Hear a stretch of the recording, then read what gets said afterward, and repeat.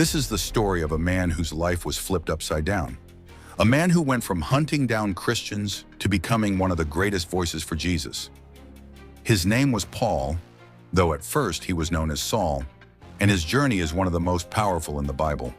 Before he was known as the Apostle Paul, he was Saul of Tarsus, sharp-minded, full of fire, and utterly convinced he was doing God's work. He was a Pharisee, a religious leader, educated, sharp, and passionate. But he wasn't preaching Christ. He was hunting down those who did. He believed that the followers of Jesus were dangerous, spreading lies and leading people away from the true Jewish faith.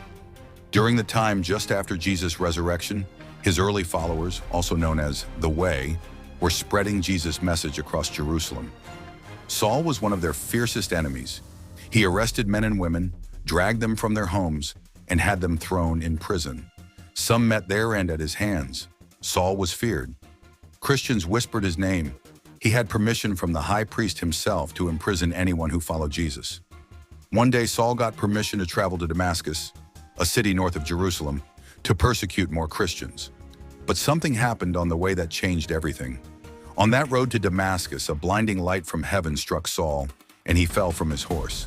A voice from heaven called out, "Saul, Saul, why are you persecuting me?" That voice was Jesus.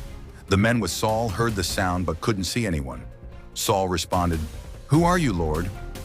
The voice said, "I am Jesus, whom you are persecuting." Saul stood up humbled and required the help of the men whom he had been traveling with to later arrive into Damascus. For 3 days he ate nor drank anything. He just waited, until a man named Ananias, one of the very Christians he once hunted, came to him with a message from God. During the visit, Ananias placed his hands on Saul's eyes, and the scales over his eyes fell off.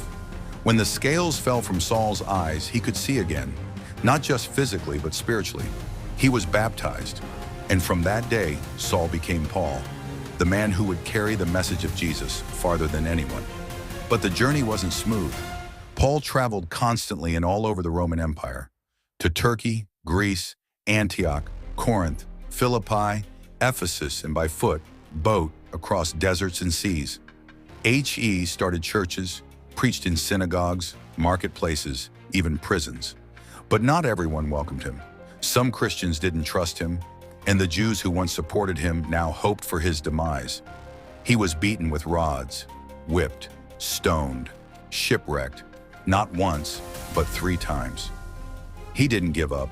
Paul wasn't perfect. He struggled. He argued with fellow apostles. He got discouraged. He even begged God to take away the mysterious thorn in his flesh. But through it all, Paul learned something deeper, that God's strength shows up best in our weakness. Paul never stopped encouraging others. Eventually, Paul was taken to Rome. There, under Emperor Nero's rule, he was imprisoned again. But even as his life neared its end, Paul stayed strong in his faith. In prison, Paul wrote letters, what we now call epistles, to encourage young churches. Words like, "I have learned to be content in whatever the circumstances. I can do all things through Christ who strengthens me. Nothing can separate us from the love of God." He wrote not from comfort, but from chains. His letters still teach and inspire millions today. Paul's struggles were real: physical pain, emotional exhaustion, constant danger. His legacy, however, was unshakable. Because of Paul, the message of Jesus reached across continents, to the poor and the powerful, to Jews and Gentiles, to the past and to us. Paul's story reminds us, no one is too far gone for God to reach. He took a man who once hated Christians and made him a bold leader of the faith. His life shows that change is possible, that grace is real, and that no matter where you've been, God can still use you for something amazing. So when you feel tired, overwhelmed, or like you're not enough, remember Paul. Remember that God's power shines brightest when we're at our weakest, and sometimes the greatest stories of faith come from the deepest struggles.